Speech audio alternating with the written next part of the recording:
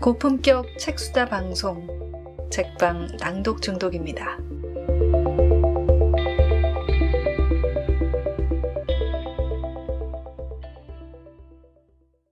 기업에 대한 얘기를 좀 본격적으로 하고 싶은데 첫 부분부터 보면 삼성 얘기가 나오잖아요. 그게 좀 충격적인가요? 재밌었습니다. 네. 제가 갤럭시 노트 7 때 아마 처음 그 전문가 멘트를 받기 위해서 연락을 하면서 교수님 알게 된 것 같기도 한데 노트 7 사태의 본질은 조직과 경영의 문제다. 그렇게 생각해요. 네. 과유불급이라고 제시를 해주셨는데 리드 타임이 점점 짧아지고 있었었나요? 네, 지금도 짧아지고 있고. 지금도 짧죠. 근데 지금 이제 노트 7 나오고 난 다음에 그 후로는 짧게 가려는 게 조금 브레이크가 걸린 것 같아요. 그러니까 그 전에는 이제 스마트폰이 2년 정도의 주기를 가졌는데 1년 반, 지금은 거의 1년 정도까지 짧아져 있거든요. 근데 그게 더 짧아지면 뭐 아마 10개월, 뭐 8개월 이렇게까지 계속 짧아졌을 건데 더 짧아지진 않았다는 거 그나마. 더 짧아지지 않았을 뿐 아니라 최근에 조금 늘어난 것 같아요. 특히 삼성은. 왜냐하면 그게 그래도 빠른 것 같긴 한데. 예. 근데 최근에 결국에는 이제 다른 챕터에서도 제가 이제 게임 스마트폰 진화가 끝났다고 이야기를 네. 했고 최후의 승자는 중국 기업이라고 예언을 했잖아요. 예측을 했잖아요. 근데 전 그게 맞을 거라고 생각해요. 결국에는 스마트폰이 지금 그 노트 9이 이번에 나왔고 네. S9까지 나왔잖아요. 네. 저는 S7이에요. 근데 이제 안 사요. 기업도 지쳤고 소비자도 지쳤어요. 이번에도 노트 9은 좀 어떻게 보셨어요? 노트 9 역시 예측했던 대로 카메라예요. 카메라 기능에 집중해서 마케팅을 해요. 좋나요 노트 9? 뭐라고 말씀드릴 수는 없는, 왜냐하면 그 엔지니어들의 그 열정을 생각한다면 네. 뭐라고 함부로 품평할 게 아닌데, 근데 네. 이제 진화가 끝났다는 건 맞는 거예요. 더 이상 스마트폰을 가지고 할 수 있는, 그러니까 기술적 진화가 끝난 거예요. 폴더블 얘기가 최근에 그 접는 휴대폰이 네. 나오면 또 이제 한 번 더 어떤 변혁을 기대하고 있다 이렇게 얘기를 하긴 하더라고요. 저는 폴더폰에 대해서는 조금 회의적이에요. 걔까지 예. 획기적이진 않을 것이다. 아니요, 폴더폰의 용도가 확실하지 않아요. 그러니까 폴더폰 갖고 뭘 하지가. 그러니까 큰 화면을 들고 다니면서 볼 수 있다. 근데 그걸 꼭 굳이 접어가지고 들고 다니면 펼쳐서 꼭 예를 들면 폴더폰을 펼친다고 해서 스마트폰 2배 정도 되잖아요. 네. 그걸 가지고 뭘 볼 수 있을까요? 영화를 볼 수 있을까요? 영화는 그렇게 큰 화면의 영화는 어차피 집에서 TV를 통해 보거나 이럴 텐데요. 하긴 그 크기만한 게 탭이 그 크기만 하는 거잖아요. 사실. 그런 거죠. 예. 근데 탭은 못 접는다는 한계가 있었는데 꼭 굳이 접어야 될까라는 어떤 저는 의문을 좀 가지고 있고, 특히 폴더폰 가지고 결국은 해야 되는 게 할 수 있는 게 뭐냐면 동영상이에요. 동영상. 근데 동영상은 현재 노트 정도 크기로도 충분히 가능하다는 거예요. 그러니까 어쨌든 저는 지금 예전에는 그 2년 정도 주기로 바꿨거든요. 그래서 저는 S3를 가지고 있었고 S5로 넘어왔고 S7으로 넘어왔고 그랬는데 이제 지쳐가지고 저는 그냥 갈래요. 언제까지 쓰실 거예요? 모르겠어요. 이거 망가질 때가 있을 거예요. 그리고 저는 어쨌든 2년 지금 이 계약 기간도 끝났기 때문에. 끝났으면 근데 바꾸는 게 유리하지 않나요? 근데 바꾸려고 생각하면 그 많은 새롭게 앱을, 세팅하고 이런 것들. 그다음에 공인인증서 다시 해야죠. 은행 공인인증서, 저는 은행을 4개인가를 쓰는데 공인인증서 하나를 또 등록하면 4개를 다 등록해야 되잖아요. 3개를. 그거 해야죠. 그다음에 등록하는 과정에서 PC하고 연동해가지고 그 수많은 걸 해야죠. 앱 다 깔고 세팅해야죠. 비밀번호 설정해야죠. 그 어느 세월에 하겠어요. 그냥 저는 이렇게 살래요. 라고 생각하는 거죠. 그러니까 저 같은 유저들이 많을 거예요. 이게 뭐냐면 이제 스마트폰이 드디어 소비자들이 지쳤다는 거고 교체 주기가 실제로 통계에 나와요. 교체 주기가 길어지고 있어요. 그걸 삼성이나 이런 스마트폰 회사들이 다 알고 있어요. 그래서 굉장한 위기의식을 느끼는 거죠. 더욱이다 이제 저는 이제 중국 스마트폰 회사들에 대해서 굉장히 관심을 가지고 있는데, 보면 우리가 비보, 오포 이런 회사들이 있는데 이게 동남아에는 이미 밀고 들어와 있어요. 근데 우리만 모르고 있어요. 우리는 샤오미만 알고 있는데 엉뚱한 그 뭐 중저가 폰이거든요. 근데 성능은 거의 삼성하고 비슷해요. 디자인도 그렇고.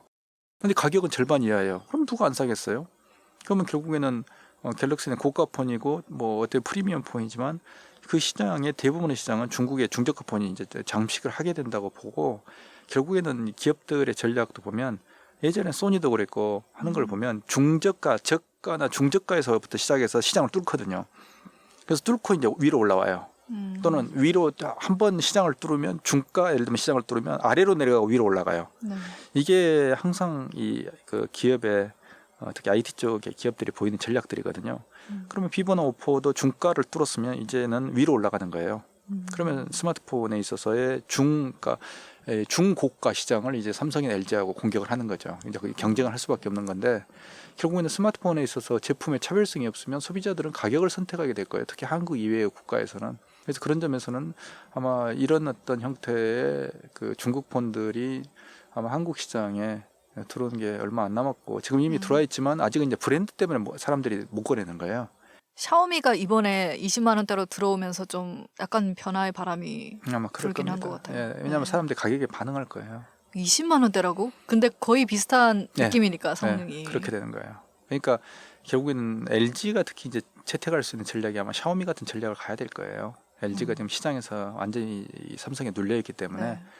예를 들면 LG 뭐 V 뭐 50 이런 것들을 정말 20만 원, 30만 원대 내면 사람들 아마 살 거예요. 그렇죠. 근데 이제 그 브랜드 가치 때문에 이제 그걸 못 하는 건데 LG는 그런 점에서 보면 그런 선택을 하지 않으면 다른 방법도 없는 것 같아요.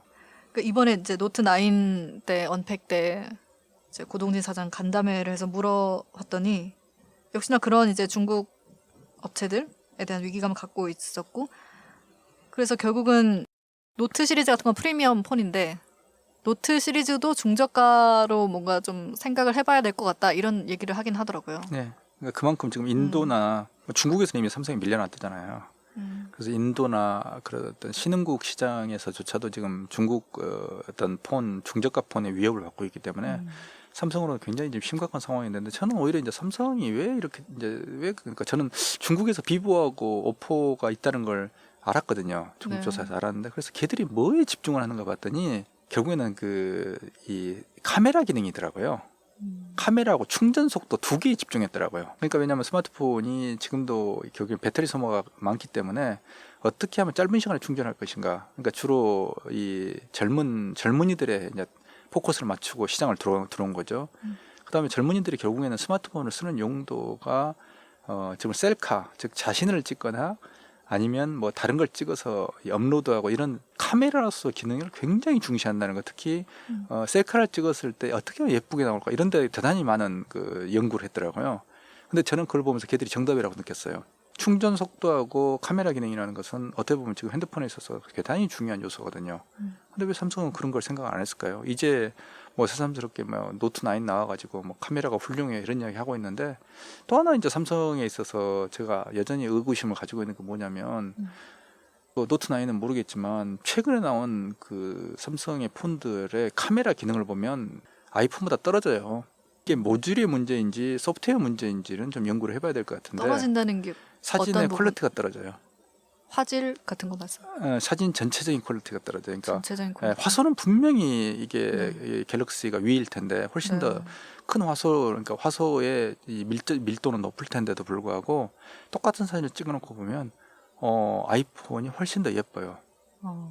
정말 예술적인 모르겠어요. 차이를 말씀하시죠. 아니요, 주변 사람들도 다 보면 예술적인 차이가 아니라 야 사진 참 예쁘게 잘 나왔다라는 그거 있잖아요. 그건 아이폰에 있어서는 아이폰의 9 모델을 가지고 그러니까 삼성의 최근 모델, 최신 모델하고 9 모델, 아이폰의 9 모델을 찍어도 아이폰 꽤 나와요.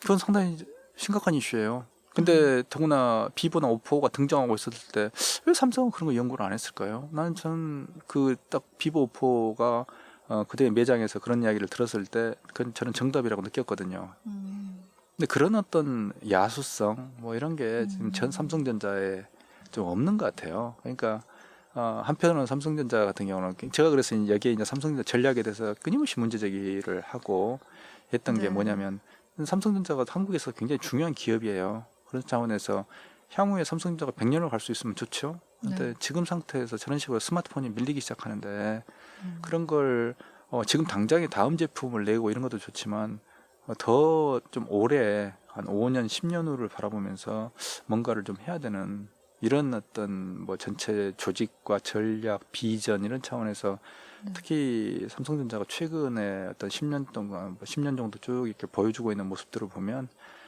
그런 어떤 기대 수준을 아직은 만족시키지 못하는 것 같아요. 예를 들면 지금 같은 경우 삼성전자 진짜 반도체 없으면 어떻게 될까 아무도 모르잖아요. 반도체가 이렇게 될 거라고 사실 예상하지 못했어요. 반도체가 결국에는 과거에 불과 한 3-4년 전이죠. 한 2-3년 전에는 반도체가 엄청난 불황이었어요. 그랬는데 지금 반도체가 결국에는 이렇게까지 호황이 될 거라는, 예를 들면 AI라든지 빅데이터 이런 어떤 용도로 많이 쓰일 거라는 걸, 이건 삼성이 예측한 게 아니에요. 사업의 타이밍이 좋았던 거죠. 근데 삼성전자가 반도체가 여기까지 끌고 오는 건 정말 대단한 역량이지만 네. 반도체가 이렇게까지 호황일 거라고 사실도 생각을 못했으면 반대로 보면 이런 거죠. 그럼 반도체가 앞으로 일정 피크를 지나면 이제 지금 벌써 이제 불황 이야기가 나오거든요. 그 다음에 어떻게 그다음 될 어떻게 될 것인가? 건가요? 자, 이제 스마트폰이 이렇게 됐습니다. 그다음에 반도체도 그냥 그러니까 노멀하게 그냥 보통으로 이제 가는 거죠. 호황에서 보통으로. 그러면 이제 어떻게 될 건가? 삼성전자 뭐 하실래요? 라고 물었을 때 뭐가 있냐는 거죠. 그런 점에서 삼성전자가 조금 더 고민을 좀 해야 될 것 같고, 저는 어쨌든 지금 현재 이재용 부회장 이후에 지금 가버넌스나 이런 거에 대해서 굉장히 우려하는 상황이에요. 그러니까 엎친 데 덮친 격으로 여론이 최근 들어서 정말 삼성에 대한 여론이 너무 안 좋아져서 노트 9도 사실은 좋은 거 좋다고 기사를 써도 엄청난 악플을 밖에 그래요? 달리지 않는 이런 사태가 예전에는 이 정도까지는 또 아니었던 것 같은데 이렇게 됐고, 오늘 기사 나온 것도 보니까 어제 나온 건데 삼성의 소통 능력이 꼴찌다. 그래서 주요 대기업 가운데 대내외 소통 능력이 가장 떨어진다는 국민 평가를 받는 걸로, 이게 세계적으로 브랜드 가치가 톱 10에 들 정도인데 뭔가 해외보다 국내에서 너무 평가가 안 좋다는 거예요. 여론이. 정말 걱정이네요. 근데 이게 이것도 어떤 좀 위험 요소가 될 수 있을지, 아니면 근데 사실 욕을 하면서도 또 삼성폰을 계속 쓰긴 쓸 것 같기도 하고. 쓸 수밖에 없는 상황이 좀 됐는데 네. 그런데 기업에 대해서 이렇게 자꾸 비판적 여론이 있다는 그러니까요. 것은 좋은 건 아니에요. 장기적으로 봤을 때는 좀 위험한 것일 수도. 좋지 않아요. 그러니까 기업에 대한, 근데 이제 삼성이 또 어떤 게 있냐면 과거 결국에는 삼성이 특히 이제 정부와 관계에서 했던 많은 것들이 지금 오히려 반대로 그게 지금 화근이 됐던 것 같아요. 그러니까 예를 들어서 예전에 이제 최순실 사태가 그렇죠. 또 그렇고 뭐 정유라 사건도 그렇고 삼성이 했던 많은 것들이 그때 당시에 이제 보면 결국에는 그 삼성이라는 기업 활동을 위한 하나의 행위였다고 이제 보여지지만 결국에는 그게 국민들에게 있어서 특히 이제 최순실 사태 통해서 삼성이 뭘 했던가가 다 이렇게 폭로가 됐잖아요. 이런 것들이 삼성의 굉장히 이미지에 안 좋은 영향을 좀 미쳤던 거 아닌가라는 생각을 좀 하고요. 재벌에 대한 반감 같은 것도 그것도 굉장히 커졌어요. 예. 그래서 사실은 재벌 이슈도 이제 보면 결국에는 지금 그러니까 이재용 부회장 같은 경우도 뭐 다른 지금 재벌들도 좀 마찬가지인데 이제 3세, 4세가 오면 일본이나 미국의 케이스를, 즉 선진국의 케이스 보면 어떻게 보면 재벌이 결국에는 지분이 작아지면서 실제로 경영에서 밀려나는 걸 그런 현상이 나타나요.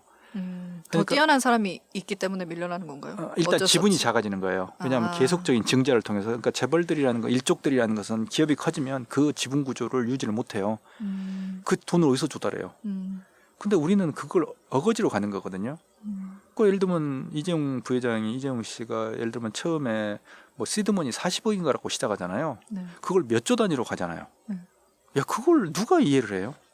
누가 납득할 수 있겠어요? 뭐 전환사채 어쩌고, 에버랜드가 어쩌고, 뭐 그다음에 제일모직, 뭐 그다음에 합병하고 뭐 온갖 것들이 아무리 설명을 해도 상식적인 눈으로 보면 이게 이해가 안 되는 거예요.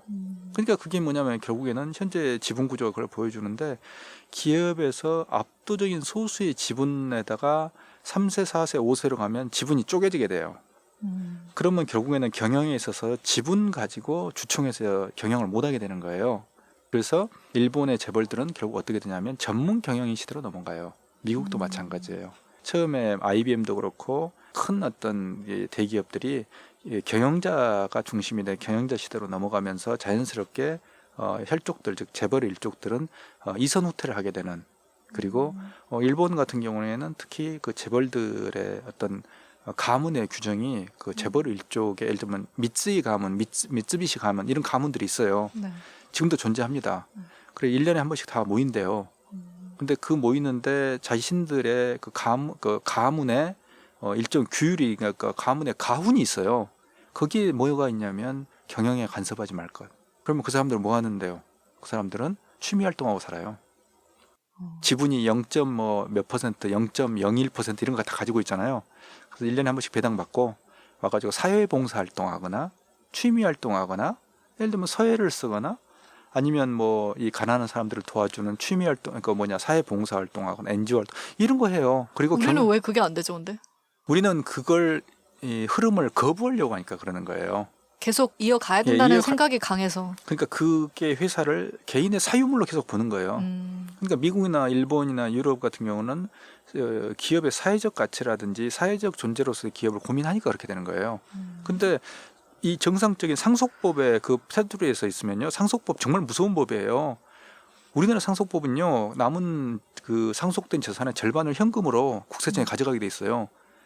현금에 남은 유산의 절반을 현금으로 가져가 버리면 그게 한 두세 대만, 한 3대만 거치면 완전히 거의 소멸하는 거예요. 그러니까 현재 우리가 가지고 있는 상속법만 지켜도 재벌은 존속할 수가 없어요. 근데 우리는 그걸 존속시키기 위해서 온갖 편법과 증여와 불법 증여 이런 것들을 하고 있는 게 문제가 되는 거죠. 이재용 씨에 대해서도 결국에는 사람들이 납득하지 못하는 게 바로 그런 포인트가 있는 거예요. 지금 반대로 그런 것들이 이재용 씨의 발목을 잡고 있는 거잖아요.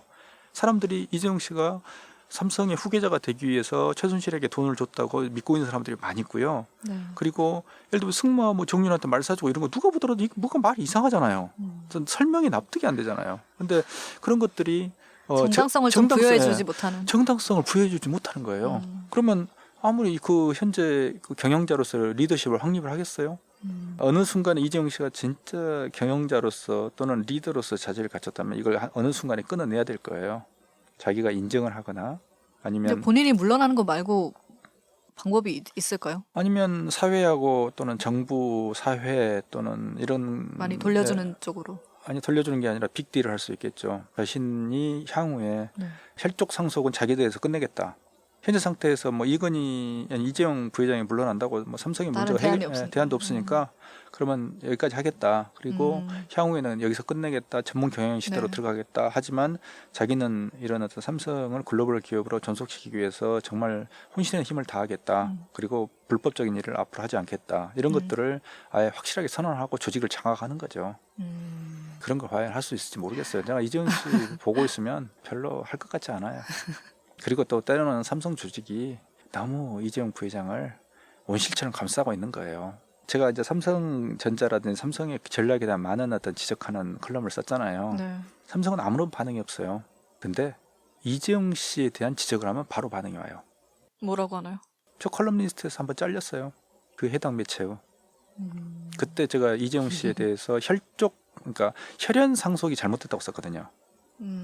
주요한 취지는 롯데 형제은행에 대해서 비판하는 글이었어요. 근데 거기에 이재용 씨 케이스를 썼어요. 장자 상속이라든지 혈연 상속은 잘못된 것이다. 능력을 중심으로 상속을 해야 한다고 썼는데 그게 이제 신문에 인쇄되기 전에 인터넷으로 올라가잖아요. 인터넷 버전 올라간 지 30분도 안 돼가지고 편집장은 저를 관리하지 않아요. 해당 논설위원실에서 관리하거든요. 근데 편집국장이 직접 전화를 해서 그 부분을 커트해달라는 거예요. 그 부분만. 한 패러그래프만. 그래서 무슨 네. 과거로 돌아간 것 같은 느낌. 근데 저는 장충기 사장한테 보냈던 그 언론사의 메모를 봤잖아요. 그러면서 나는 정말 바보였더라고요. 그런 환경 속에서 내가 혼자 설치고 다녔으니 그래서 그 편집국장이 언론사의 많은 간부들이 스스로 충성을 다하는 문자를 보냈잖아요. 장충기 사장에 대해서 감사하고 와인 보내주셔서 감사합니다. 저희 부부를 초대해 주셔서 감사합니다. 저희가 삼성을 위해서 할 게 없을까요? 라고 말을 하는 그 상황에서 이재용 부회장을 비판을 했으니 그건 옳지 않다라고 그런 식의 혈연 상속은 옳지 않다고 했으니 편집국장이 저한테 전화해가지고 1시간을 설득했어요. 이걸 삭제해달라고. 근데 제가 그래서 물었어요. 그 편집국장한테 삼성에서 연락 받으셨죠? 그랬더니 그건 아니라는 거예요. 그래서 연락 받으셨는지 사실은 중요한 건 아니고 제가 이제 그분한테 이렇게 얘기했어요.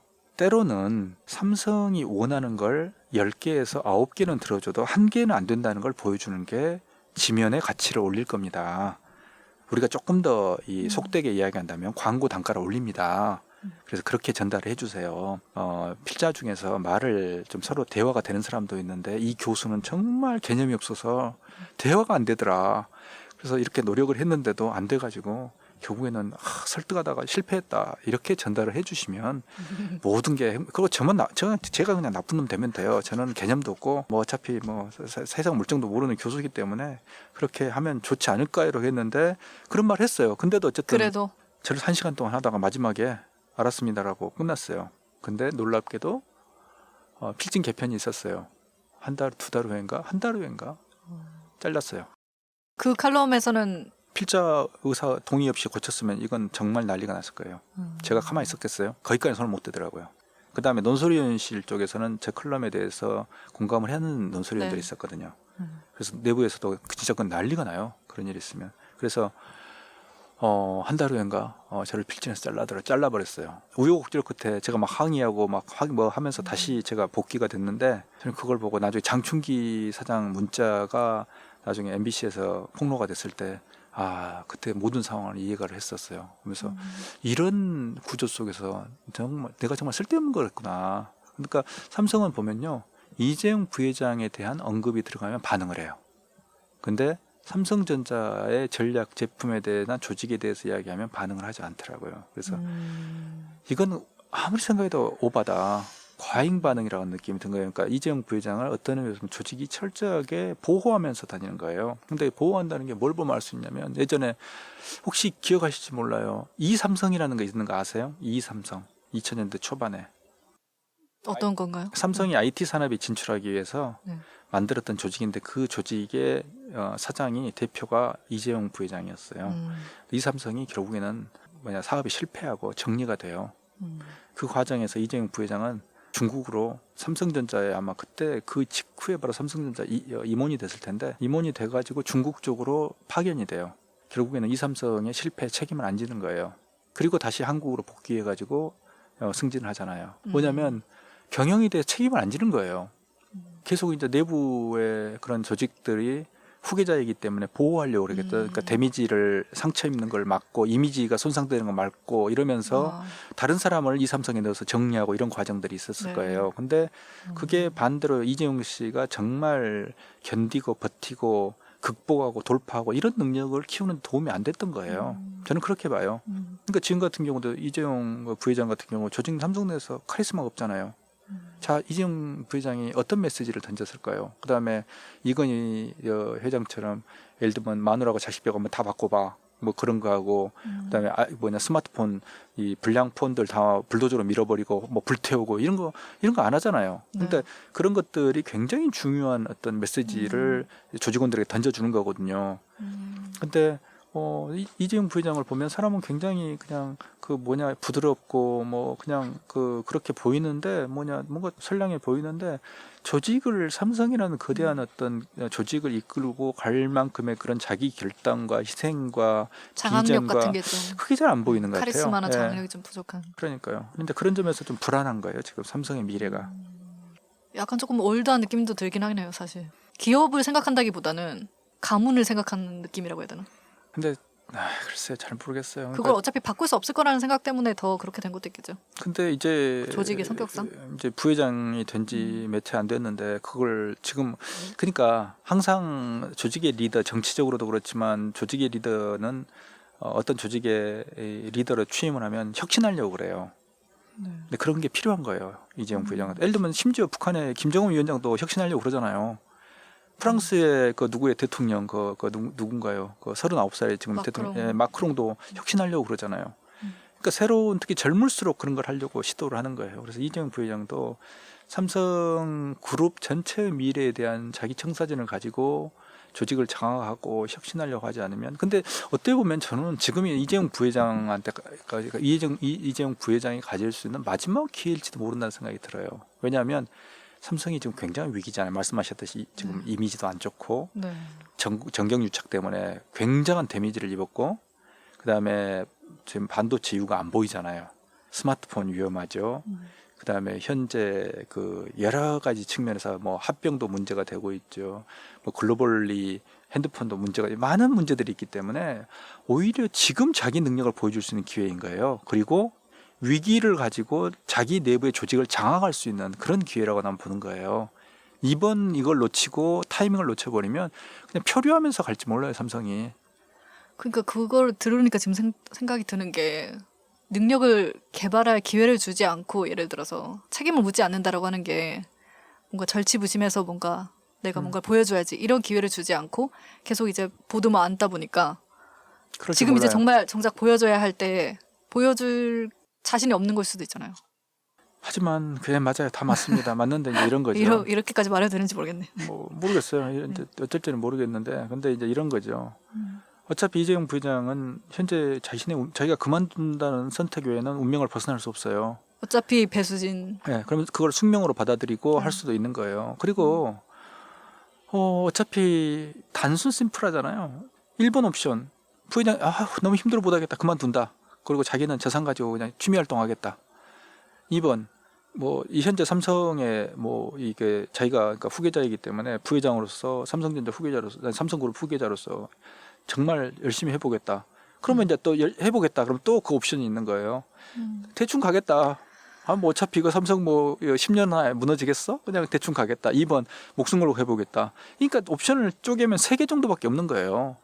그러면 정 힘들면 그냥 그 주사위 던지든지 동전 던지든지 해서 선택을 하면 되잖아요. 근데 우리는 이제 그나마 삼성이라는 게 중요한 기업이기 때문에 여기까지 지금 삼성은 많은 과거에 이 정말 이 정경유착의 범죄를 저질렀지만 여기까지 어쨌든 그 반도체가 일본 기업을 밀어내온 건 정말 상상도 할 수 없는 사건이었어요. 대단한 기업이긴 한데 삼성전자의 반도체는 일본의 전자회사들의 지도에 의해서 탄생한 사업이에요. 일본의 이병철 회장이 훈수 받아서 만든 사업이에요. 일본에 가서 뭐 히타치, 도시바, 애니스 이런 데 회장한테 가가지고 이병철 회장이 항상 연말에 12월에 크리스마스 때부터 시작해서 신년을 그래서 삼성은 이병철 회장의 그걸 동경구상이라고 불렀어요. 항상 해마다 연말에 동경에 있었어요. 그리고 재계 지도자들을 돌면서 코치를 받은 거예요. 자, 다음 뭐 하면 좋을까요? 한 수 좀 지도해 주시죠. 뭐가 좋을까요? 할 때 모든 전자 쪽의 사장들이 회장들이 이구동성으로 말한 게 이 회장 반도체를 하세요라고 이야기했어요. 삼성전자가 경쟁자가 될 거라고 상상도 할 수 없이 한 수 지도해 준 거예요. 그러니까 이병철 회장이 돌아가지고 반도체라는 걸 1981년도에 투자를 시작하니까 정부도 그런 거 하지 마세요 그랬어요. 재계에서는 뭐라고 그랬냐면 저런 반도체인가 이제 쓸데없는 것 때문에 삼성 말아먹는다고 그랬어요. 그 적자를 8년을 인내한 거예요. 저는 그건 정말 대단한 거라고 생각해요. 8년을 그 어마어마한 적자를 감내한 거예요. 그리고 1990년대에 결국에는 윈도우 바람이 불기 시작하면서 결국에는 삼성이 반도체 한번 크고 올라올 수 있는 계기를 만들었고 그게 97년에 IMF 때 결정적으로 물량으로 밀어 쏟아 부으면서 일본 기업들을 다 밀어내버린 거예요. 이건 정말 대하 드라마 같은 하나의 스토리가 있었던 거예요. 근데 그런 것들이 있기 때문에 정말 대단해요. 그리고 삼성이 핸드폰도 저게 그냥 대충 적당히 뭐 한번 해볼까가 아니에요. 옴니아가 실패해가지고 정말 치명상을 입었고 옴니아는 삼성으로서는 악몽이에요. 그 100만 원짜리 그 스마트폰이 완전히 그 불량 덩어리라는 게. 근데 아이폰이 나와버렸잖아요. 아이폰이 나와가지고 어떻게 할 수도 없는 상황에서 다행히 미국의 버라이즌하고 제가 그 갤럭시 가장 첫 모델을 샀거든요, 미국에서. 근데 버라이즌하고 제휴를 해가지고 삼성이 진짜 뭐 일부는 이제 카피캣이라고 스티브 잡스가 삼성을 이제 욕하기도 하지만 어쨌든 열심히 개발해가지고 갤럭시를 만들어낸 거예요. 그리고 그게 시장에서 먹힌 거예요. 그러니까 그것도 절대절명의 위기에서 복구를 한 거예요. 그러니까 절벽에서 떨어져서 죽을 뻔한데 그게 오른 거예요. 이런 것도 그래서 지금까지 스마트폰 사업이 있었고요. 그러니까 이런 거 하나하나가 정말 저는 경영학자이기 때문에 그 연구를 해봤기 때문에 그 스토리를 아는 거예요. 하지만 그거하고 지금 삼성이 안고 있는 이런 문제들을 해결하는 데 있어서 만약에 정말 경영자 또는 이 후계자라는 어떤 그 역할을 하는 사람, 이재용 부회장 같은 사람이 정말 그런 걸 잘못해가지고 삼성이 나중에 정말 무너져 버린다면 이건 100년 후에 뭐라고 그러겠어요. 그래서 우리는 근데 그런 걸 많이 봐요. 우리가 역사에서 예를 들면 우리가 그러잖아. 영조, 정조, 정조 이후에 우리는 얼마나 아쉬워요. 정조가 지금 그래서 우리는 그런 상상도 하잖아. 정조가 10년만 더 살았으면.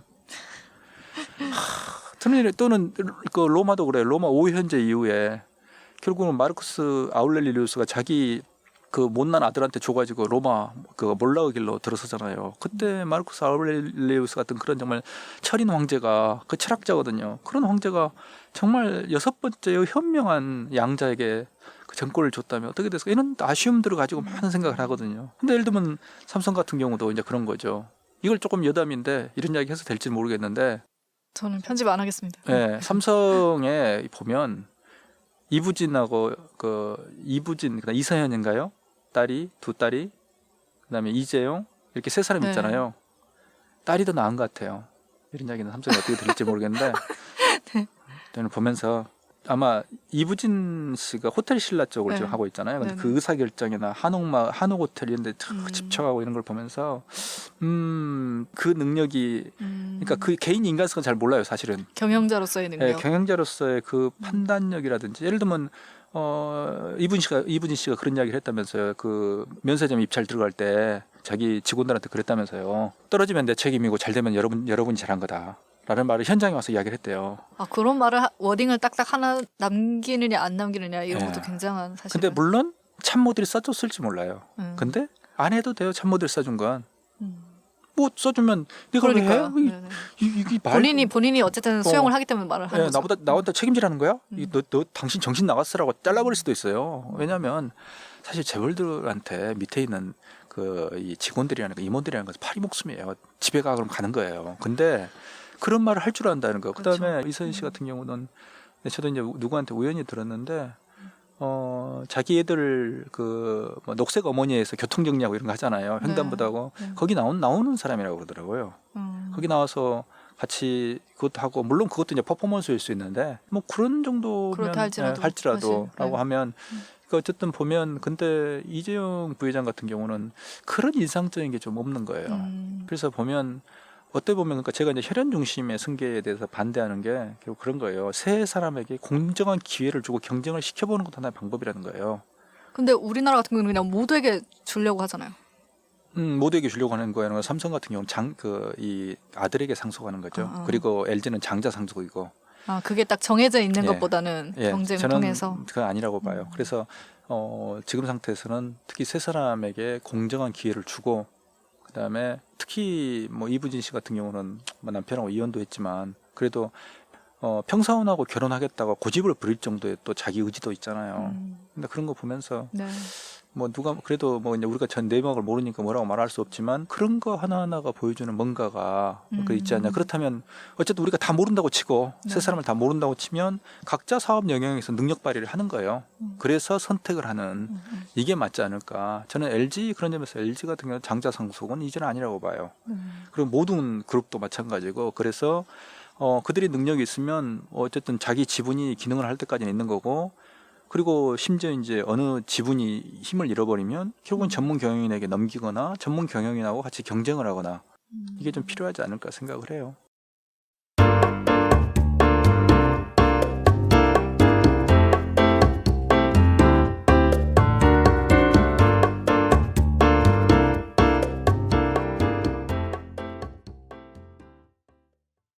사실은 이런 얘기를 그러니까 조언을 해주고 그걸 또 받아들여야겠지만 조언을 해주는 사람이 있어야 되는데 그런 거를 할 수 있는 사람들은 사실 아까 말씀하신 3가지 옵션 중에 그냥 대충 현상 유지하면서 가자 이런 쪽일 거 아니에요.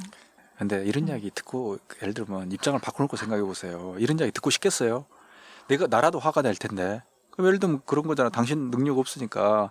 한 나라의 어떤 상징적인 의미를 갖는 기업 정도면은 그 정도의 어떤 뭔가 왕관을 쓰려는 왕관의 무게를 감당할 수 있는 이런 건 있어야 되지 않나요? 뭐 지켜보시죠, 뭐. 지켜보는데 저로서는 나 조금 어쨌든 삼성그룹의 미래에 대해서 좀 고민이에요. 그러니까 그런 점에서 저는 이제 역대 그 지도자들 중에서 리더 중에서 중국의 당태종, 중국은 정말 당나라에 대한 정말로 이 자부심이 있더라고요. 그러니까 중국 역사상 최고의 문화적 정성기로 보고 있는데 중국 당태종이 정말 당태종 이세민은 우리나라 이방원처럼 정말 잔인하더라고요. 그러니까 자기 형제 뭐 다 죽여버리는. 근데 그 사람이 젊은 리더로서의 일단 놀라웠던 건 그런 거예요. 자기 밑에 위징이라는 재상이 있었어요. 자기의 어떤 그때 황제가 되기 전에 자기 라이벌의 그 책사였어요. 그 라이벌이 책사였고 자기를 그렇게 괴롭히던 사람이었는데 그 사람을 자기 밑에 재상으로 뒀던 거예요. 그리고 위증의 역할에서 당태종이 필요했던 것은 자기를 견제하는 역할이었어요. 그러니까 당태종이 말만 하면 위증은 반대만 하는 거예요. 그것도 아주 굉장히 감정을 상하고 자극적인 말을 써서 반대하는 거예요. 이러니까 보통 황제 같으면 죽여버리죠. 그러면서 당태종이 위증이 없을 때는 측근들한테 그렇게 이야기했대요. 저 늙은 영감탱이를 내 죽여버리고 말 거야. 근데 정말 가만 안 둬라고 이야기하는데 막상 면전에서는 그랬대요. 위증이 간언을 하면 맞소. 내가 문제가 좀 있었던 것 같소. 또 인정을 하고. 경의 의견대로 하리다. 이런 식으로 해서 그러니까 위증의 역할은 끊임없이 반대만 했던. 그러면서 위증이 죽었을 때 당태종이 슬퍼하면서 그렇게 이야기했대요. 결국에는 위증은 나를 약점을 보여주는 거울과 같은 존재였다. 근데 그 거울이 사라졌다. 라는 이야기를 했다는 거예요. 근데 저는 다른 것보다도 당태종이 자기가 권력을 쥐고 있으면서 자기를 정말 인격적으로 모독하는 신하를 살려줬다는 게 저는 그게 놀라웠어요. 어느 누구도 저도 마찬가지고 어느 누구도 그렇게 할 수 없어요. 정말 이 인신공격하고 정말 이 감정을 건드리는 그게 뭐 황제로서의 뭐 그건 정말 의사결정에 문제가 있는 거 아닌가 이런 식의 이야기를 하는 사람을 살려줄 수 있다는 것은 정말 놀라운 일이었어요. 근데 과연 이재용 부회장이 그렇게 할 수 있을지 그건 모르겠어요. 사실 근데 그것을 감내함으로써 그 당태종도 본인이 더 완벽한 존재가 될 수 있었던 그거기도 한 거잖아요. 근데 그렇게 생각하는 사람 없다니까요. 아니 그렇게 되면 이제 역사적으로 길이길이 남는 이런 일화를 역사적으로 남는다고는 하지만 예를 들어서 본인은 기분이 나쁜 채 있으니까 그 자리에서는 죽여버리고 싶은 거예요. 아니 신하들 다 있는데 그 잔소리 해봐요. 어떤 늙은 영감 하나가 자기는 그래도 명색이 황제인데 자기가 한마디만 하면 저걸 죽여버릴 수 있어요. 그리고 저 투옥하거나 이렇게 할 수 있는데 또 국가를 생각하고 더 큰 대의를 받기 때문에 예. 그 말을 수용하고 예. 그 말을 따랐다. 예. 그러니까 권력을 가진 사람이 인내할 수 있는 것은 이건 정말 쉽지 않아요. 권력이 없는 자가 인내할 수 있는 것은 그건 누구나 다 가는 거예요. 왜? 어쩔 수 없이 해야 되니까. 목숨이 아까우니까. 근데 권력을 가진 자가 인내하면서 상대방이 자기를 공격했을 때 참고 듣고 수용하고 이건 정말 저는 그 우리나라에서는 그 비슷한 게 세종이었던 것 같아요. 세종. 그래서 정말 세종은 네네. 뛰어난 리더였던 것 같아요. 뭐 그걸 할 수 있느냐 없느냐가 위대한 네. 지도자는 아니냐를 가르는. 그러니까 세종도 입장에서 보세요. 한글 창제할 때 최만리라는 학자는 그렇죠. 정말 세종이 아끼던 학자였어요. 네. 학식이 뛰어나고 최만리 보세요. 정말 끝까지 반대하고 괴롭히고 뭐 통촉하여 주죠. 상소문을 아이간 그걸 한번 세종이 눈에 보고 있다고 생각해 보세요. 저 영감탱이가 당태자하고 똑같은 거예요. 그러면서 나중에 어떻게 됐어요? 최만리를 투옥해요. 투옥한 다음은 어떻게 되는지 모르시죠? 투옥해가지고 그 나중에 반성해 그리고 감옥에 넣어버리거든요. 고문하거나 이것도 안 했어요. 그냥 감옥에 떠버려. 그 삭탈 관직에서 넣어버리거든요. 한 달인가 두 달 후에 꺼내가지고 승진을 시켜줘요. 이러니까 이제 최만리 입장에서 말을 할 수 없는 거예요. 야, 그 다루는 결국은 설득을 하지 않나요? 마지막에? 아니 근데 그런 식의 그 테크닉을 과정이 써요. 있었기 때문에. 아니 그런 테크닉을 쓴 거예요. 근데 그게 예를 들면 가장 쉬운 건 죽여버리는 거라니까. 뭐 한글 반대한 놈 전부 잘라버려. 뭐 이런 거고 다 그러면 뭐 삭탈 관직하고 야 전부 귀양 보내버려. 이러면 제일 깨끗해요. 지금도 우리나라 재벌들은 그렇게 해요. 예를 들면 이런 거예요. 이건희 회장도 그렇게 했습니다. 네. 이건희 회장이 자동차에 대해서 산업에 집착을 했거든요. 그래서 결국에는 닛산하고 합작해서 르노 삼성 들어갔잖아요. 실패했잖아요. 이건희 회장은 책임지지 않았어요. 그리고 자동차 산업에 들어가기 전에 그 회의에서 그룹 회의에서 엄청나게 거의 대부분의 그 임원들이 반대했어요. 그거 어떻게 한지 아세요? 임원들 전부 교육 보내버렸어요. 6개월간. 교육 보내면서 교육 보내면 어떻게 되냐면 6개월간 교육 보내면 이렇게 많은 생각을 하게 돼요. 특히 뭘 생각하겠어요? 대학 다니는 우리 애들. 아직 등록금 많이 남았는데 내 아들, 딸도 결혼도 시켜야 되는데. 그러니까 뭐냐면 6개월 동안 생각해 보세요. 나 자신과 가족의 미래에 대해서 생각해 보세요 하고 전부 그 반대했던 임원들을 전부 교육원에 보내버린 거예요. 삼성 교육원에. 그리고 6개월 후에 복귀를 시켰어요. 그러면 어떻게 되냐면 너무너무 열심히 충성하게 돼 있어요. 말 잘 듣고. 근데 자동차 완전히 삼성그룹이 휘청거릴 정도로 자동차가 문제가 돼갖고 손을 뗐잖아요. 자, 그런데 누가 책임졌어요? 아무도 책임 안 졌어요. 그러니까 그런 것들이 보면 예를 들면 그런 신하들과 그런 어떤 자기 임원들하고 토론하고 그러니까 예를 들면 정말 세종 다시 돌이켜 보면 이런 거예요. 세종이나 태종 같은 경우는 그래서 저는 이제 정말 뛰어난 지도자들이구나. 왜 우리 조선 시대에는 세종밖에 없었을까? 조금 더 꼽으면 정조 정도. 네. 왜 우리는 그 20몇 명의 왕 중에서 왜 이 두 사람밖에 없었을까? 그것도 역시 그 혈안으로 예. 내리다 보니까 그랬어요. 아주 날카로우십니다. 예, 제 결론은 그렇게 갑니다. 그래서 응용을 이렇게 하는 거죠. 예, 로마 오현제가 정답이었던 것 같아요. 양자 시스템으로. 로마 오현제가 나왔다는 것은 전부 양자였어요. 그래서 네. 마르크스 아울렐리우스의 마지막 황제가 자기 아들한테 주면서 코모도스인가 하는 아들인데 그러면서 로마가 무너져 버린 거예요. 그러니까 결국에는 양자 제도라는 것. 그러니까 양자 제도 아니면 예를 들면 이런 거예요. IBM이나 GE 같은 경우 그랬는데 차세대의 경영자 후보들을 복수의 후보를 놓고 경쟁과 훈련을 시켜요. 그렇죠. 그리고 실적을 봐요. 그래서 그 중에서 시켜야죠. 경쟁시키고. 끊임없이 그 캐리어를 관리를 해주거든요. 그리고 마지막에 한 3명 정도 남기는데 마지막에 3명 중 1명이 결정이 되거든요. 그럼 2명은 사표를 내요. 이런 어떤 굉장히 치열한 경쟁을 냉혹한. 하더라고요. 예. 근데 이게 맞는 거 아닌가요? 이게? 그러니까 이게 진짜 무슨 어떤 구멍가게도 아니잖아요. 동네 구멍가게도 아니고 한 나라를 쥐고 흔들 그런 책임질 만한 기업, 커다란 기업이면 더더욱이나 그런 좀 공공의식이라고 해야 되나? 사회적인 그거 필요할 것 같은데 결국은 국민들이 또 먹여 살리는 거기기도 하고. 결국에는 사회적 존재로서의 기업. 그러니까 저는 기업은 영리 추구한다는 거에 대해서 우리는 부정할 수 없다고 생각해요. 그건 현실이에요. 근데 영리 추구를 하지만 법을 지켜야 되는 거고 사회적으로 가치가 있는 뭔가를 제공을 해야 존속을 하는 건데 그 사회적 가치로서의 기업에 대한 의식이 좀 약한 것 같아요. 우리나라 재벌들이. 그러니까 한진이나 이런 데 갑질하는 게 그게 말도 안 되잖아요.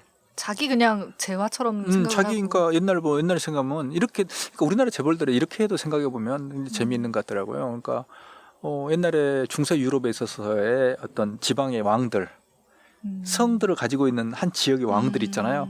왕들이 있으면 다 자기 거잖아요. 이런 의식이 아닐까. 그런 거 같네요. 예. 그러면 자기 기업 내에서는 자기가 왕인 거예요. 그 나머지는 신하들이고 이렇게 생각하면 많은 게 해석이 돼요. 이해가 돼요. 지금이 진짜 그 시대가 아닌데 그런 생각을 가지고 산다고 하니 참. 그러니까 이 삼성을 보면서도 국민들이 더 막 애타하고 더 불안해하지 사실 그 정말 위기의식을 갖고 조언을 해야 하고 이런 사람들은 그런 생각은 별로 없을 거네요. 근데 우리가 그래 보이잖아요. 한국인들이 어쨌든 저는 어떻게 생각하냐면 이제 이 책에서 쓴 이제 취지가 그런데 우리나라 5,000년 역사에서 지금같이 한국이 기회를 가져본 적이 없어요. 한번 BTS를 보라니까요. BTS가 오늘 이제 뉴스에 빌보드 차트 두 번 했는데 이게 미국인의 입장에서는 얼마나 황당하겠어요. 미국인의 나이 든 사람 머릿속에는 저는 미국에 살면서 느낀 게 뭐냐면 나이 든 노인들의 머릿속에는 6.25의 코리아를 기억해요. 네. 미군들이 가면서 트럭에서 초콜릿하고 껌을 촥 뿌리면 막 고아들이 와서 막 우리 어린애들이 와서 주워가고 이걸 카메라로 찍고 이걸 기억한다니까요. 근데 이런 나라에서 BTS 같은 저런 엄청난 정말 뛰어난 아티스트들이 나온 거예요. 그것도 지네들의 본산을 한국어로 해서 점령을 해버린 거예요. 이건 어떤 설명도 할 수 없는 이건 정말 기적이라고밖에 말할 수 없는 사건인 거예요. 근데 이게 BTS뿐만 아니라 게임도 있죠, 웹툰도 있죠. 그 다음에 포스코도 정말 놀라운 거예요. 포스코도 일본 기술로 시작했는데 우리가 신일본 제철을 기술 전수할 정도가 됐으니까 자동차 그렇죠. 미국 현대차가 뭐 여러 가지 말도 많지만 미국 가면 미국인들 기절해요. 에쿠스 이런 것들이 메이드 인 코리아라는 게 자기는 믿을 수 없다는 거예요. 그 다음에 예를 들어서 삼성전자 핸드폰 그렇죠. 그 다음에 한화 같은 경우도 뭐 태양광 이런데 그러니까 미국에서 엄청난 규모로 하고 있더라고요. 근데 예를 들면 이런 것들이 6.25 때 잿더미가 됐고 폐허가 됐던 나라에서 우리가 만들어낸 거거든요. 자, 우리가 게임 이야기를 하지만 게임이 중국의 젊은이들을 완전히 한때는 뭐 한 시장 점유율 70%였기 때문에 중국 젊은이들 하는 건 전부 게임이었어요. 이 정도 또는 지금도 마찬가지 한류인데 중국의 젊은이들을 정말 뒤흔들고 있는 게 우리나라 드라마, 영화, 그다음에 음악이잖아요. 역사상 5,000년 역사상 이런 적이 한 번도 없다니까요. 우리는 항상 중국의 문화적 영향력에 있었고 중국이 문화적으로 자기들의 문화를 우리한테 자꾸 이렇게 전수하면 우리가 그걸 받아다가 일본에도 주고 이제 이런 거였는데 그래 우리가 조금 더 그걸 독창적으로 좀 발전시키고 있는데 문화 원류가 중국이었던 거예요. 근데 지금은 우리가 문화의 원류가 한국이잖아요. 이런 적이 없어요. 근데 이런 것들에 대해서 우리가 일단은 저는 자부심을 가질 필요가 있고 우리가 만들어낸 건데 사람들이 그렇죠. 그걸 자부심이 없어요. 근데 이게 얼마나 대단한 일을 했는 걸 외국인들이 훨씬 잘한다니까요. 근데 이걸 이제 그 다음 단계에 어떻게 갈 것인가, 즉 유지를 어떻게 할 것인가 이 책의 가장 고민인 거예요. 이걸 어떻게 더 끌어올릴 것인가. 근데 보면 게임 보면 우리가 완전히 망가뜨려가지고 발로 밟아버렸죠. 그게 규제잖아요. 뭐 심지어 뭐 게임이 마약하고 똑같다는 뭐 이런 이야기를 하고 있고 웹툰 최근에 또 보니까 또 규제한다고 그러죠. 네. 그다음에 미국이 하고 있는 그 페이스북 이런 것도 사실은 그게 싸이월드는 원래 그게 원형이었는데 싸이월드는 죽어버렸죠. 아프리카 TV는 진짜 한국에서만 머물고 있는데 유튜브는 전 세계로 가죠. 이런 것들이 우리가 쌓아 올렸던 걸 어떻게 더 쌓아 올라서 어떻게 올라갈까라는 그 고민들을 하면서 이 책이 나온 거예요. 그러니까 결국에는 이게 우리가 어떻게 더 올라가고 우리가 중국과 관계에서도 우리의 가지고 있는 그 영향력들을 잘 보존할 것인가 하는 건데 그래서 이제 그런 것 차원에서 보면 정말 걱정인 거예요. 우리 사회가 어디까지나 그러니까 저는 그런 점에서 보면 민간의 에너지 우리가 가지고 있는 그 정말 에너지라는 게 있다고 느끼는 거예요. 특히 우리 젊은이들의 에너지가. 네. 근데 그걸 끌어올려주는 게 이제 우리의 기성세대 역할인데 자꾸 우리는 밟으려고 하잖아요. 그러니까 아예 무슨 희망도 없으면은 희망 고문도 안 할 텐데 뭐 또 잘 해놓은 게 있긴 있는데 네. 그게 안 되고 있으니까 더 답답한 게 있는 것 같아요. 그래서 저는 어떻게 생각하냐면 우리 그러니까 아까도 이제 유튜브 이런 걸 말씀을 드렸는데 지금 젊은이들 청소년들도 그렇고 우리가 그 우리하고 다른 세대가 기성세대하고 다른 세대가 지금 올라오고 있어요. 과감하게 그들에게 기회를 줘야 돼요. 그리고 젊은이들 그러니까 예를 들면 어떻게 생각할 수 있냐면 특히 4차 산업혁명 시대에 생각을 해보면 지식의 생산 구조가 역피라미드 구조로 되어 있다고 볼 수 있어요. 예전에는 특히 농경 사회에는 제조업 사회의 중심 사회까지만 그랬어요. 지식과 지혜의 보유자는 제일 나이 많은 사람들이에요. 예를 들면 뭐 장인들 네. 이렇게 그러잖아요. 뭐 한지 장인 뭐 이런 사람 다 그러잖아요. 그다음에 교수도 마찬가지예요. 나이가 많은 교수들이 거기에 대한 산업 분야의 전문가로서 가지고 있었어요. 그리고 뭐 학문의 세계도 그렇죠. 제조업도 그렇죠. 뭐 예술의 세계도 그렇죠. 근데 IT가 들어오고 이러면서 이게 완전히 뒤집어져 버린 거예요. 그러니까 나이가 많은 지금 특히 40대 한 후반 정도부터 시작하면 IT에서는 완전히 밀려나는 세대가 돼버린 거예요. 그러잖아요. 네. 유튜브에 대해서 아까 말씀드렸지만 지식을 검색하고 그들에게 필요한 지식을 끌어내고 동영상 보고 또는 업로드하고 이런 것들이 다 누군가 보면 알 수 있어요. 또는 검색에 대해서 구글이나 이런 네이버 검색을 자유롭게 정말 바다에서 헤엄치듯이 할 수 있는 세대는 정말 젊은 세대인 거예요. 그러니까 보면 이제 지식을 생산하는 중심층이 20, 30대로 내려와 있다고 볼 수 있어요.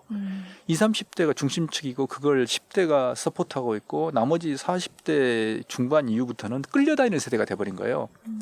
그러니까 과거하고는 전혀 다른 상황이 돼버린 거예요. 지식의 진부화가 굉장히 빨라지면서 그리고 지식의 생산층이 밑으로 내려오면서 결국 역피라미드 구조가 돼버리는 거죠.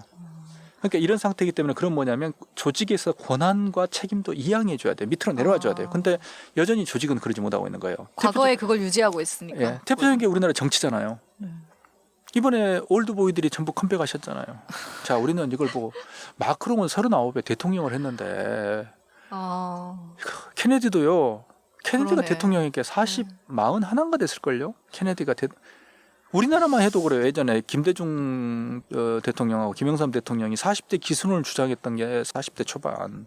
지금은 근데 이게 무슨 장로 정치도 아니고. 이 변화의 기점에서 뭔가 너무 어색하다 보니까 그냥 변화를 거부하고 뒤로 가는 선택을 해버린 게 아닐까요? 과거를 역행하는 선택. 저는 그걸 보면서 기득권이라고 생각해요.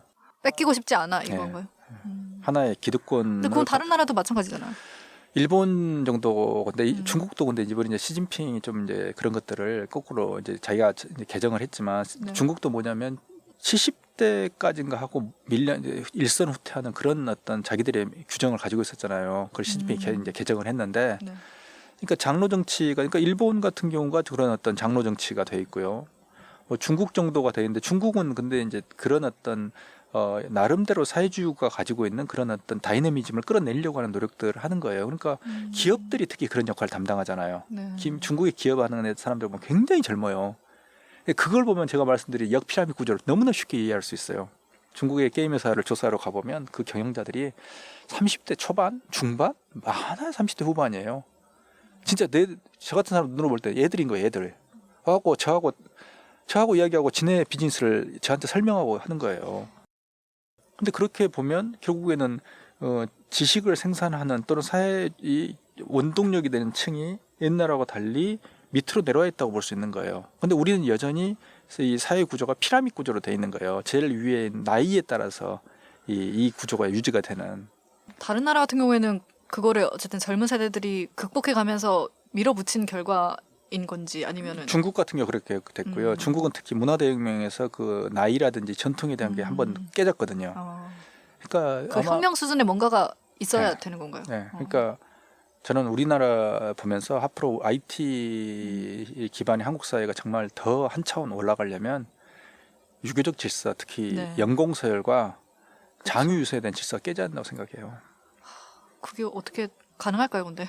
어, 자연적으로는 좀 힘들 그게 어떤 계기가 있어야 시간이 될까요? 굉장히 많이 걸리겠죠. 예를 들면 이런 거예요. 나이에 대해서 집착하는 건 우리가 제일 세요. 일본 사람들조차도 놀랍게 맞아요. 받아들여요. 일본 사람들이 그러더라고요. 한국 사람들이 딱 만났을 때 나이 따지는 걸 보면서 자기들도 놀랍대요. 그러니까 일본도 존댓말이 있긴 하지만 조금만 친해지면 서로 바로 반말을 하잖아요. 반말을 하거나 일본은 어쩌냐면 나이보다 직급이 훨씬 중요해요. 그래서 나이가 저는 제 눈으로 봤어요. 일본에 살면서 나이가 20대 후반의 여성이 40대 초반의 이 아주머니에게 완전 반말은 아닌데 평어를 써요. 평어를. 네네. 그러니까 존칭을 안 쓰더라고요. 네. 그리고 밑에 40대 초반의 여성은 그 자기보다 직급이 높은 20대 후반의 여성에게 존칭을 써요. 그러니까 그 직급이나 역할이 훨씬 중요한 거예요. 중국은 더 심해요. 중국은 그 정말 나이는 나이 몇 살이면 묻지도 않아요, 아무도. 근데 우리나라만 이어서 우리나라 묻는 거 만나면 아시아 안에서도 더 네. 이제 그러니까 유교적 질서가 남아 있는 나라가 한국 그거 그 보면 같은 그런 것 같아요. 문화권인데도 중국, 한국, 그러네요. 일본, 베트남 정도인 것 같아요. 근데 나이에 대해서 베트남도 그렇게 안 따져요. 근데 우리가 이렇게 유속 따지는 거예요. 민증 까라 해서 너 뭐 그럼 요즘은 또 그런 이야기 하다 하고 뭐 6개월 정도 차이가 나면 뭐 반말을 쓸 수 없다나 뭐 이런 이야기도 하더라고요. 그러니까 이름을 부르는 문화도 네. 우리나라는 이름을 안 부르잖아요. 네. 그러니까요. 그러니까 이름을 부르는 문화하고 또 더 나가면 어떤 이슈가 있냐면 경어에 대한 이슈들이 있어요. 경어. 그러니까요. 네, 그게 왜냐하면 너무 큰 장벽인 것 같아요. 나이하고 경어가 두 개 매칭이 되거든요. 네. 그럼 나중에 우리가 정말 글로벌로 가려면 아마 이 경어에 대한 것도 한 번쯤은 고민을 해야 될 거예요. 특히 나이에 대한 거 빨리 깨져야 돼요. 직급과 역할에 따른 위계 질서가 있어야 돼요. 그런 점에서 본다면 향후에 IT 사회의 연공서열적 사고는 맞지 않아요. 그래서 저는 과감하게 우리가 뭔가 큰 정말 변혁을 하려면 현장 중심으로 젊은 사람 중심으로 빨리 고난이 내려와 줘야 돼요. 지금의 뭐 저도 50대지만 50대 사람들이 이 20대의 마음이나 그들을 이해하지 못해요. 문화나. 약간 위협적으로 느끼는 것도 있나요, 그러면? 위협적으로 느끼는 사람 제 주위에 보면 저는 그래도 다행히 게임을 해가지고 네. 정말 많은 걸 알게 저는 그래도 뭐 좀 운이 좋은 거예요. 네. 뭐 기존에 이제 제 뭐 선후배들 보면 이 최근의 흐름 흐름에 대해서 잘 이해할 수 몰라요. 없는. 이해도 안 되고 잘 모르고요. 그냥 예전과 같이 똑같이 그냥 대하고 비슷하게 봐요. 하려고 하는 건데. 비슷하게 봐요. 그래서 이걸 우리가 극복하지 못하면 아마 굉장히 향후에 여러 가지 특히 글로벌화로 가는데 어려움이 있을 거예요. 그러니까 뭐 기술 이런 게 문제가 아니라 사실은 그런 문화적인 부분이 더 기업도 큰 마찬가지예요. 걸림돌이 될 수 네, 있을 것 기업도 그러니까 그 일환으로 지금 재벌 이슈도 그런 거잖아요. 그렇다고 볼 수 사실. 있죠. 예, 네. 그렇다고 볼 수 있죠. IT 또 다른 기업 카카오, 네이버가 있는데 카카오의 경우에는 이제 뭐 안 하는 게 없다 이렇게 해가지고 문어발식 경영이 좀 이슈가 됐잖아요. 그거는 좀 어떻게 보시나요? 카카오가 가지는 저는 이제 비극은 결국엔 국내에 머무른다 했다는 게 가장 큰 문제라고 생각을 해요.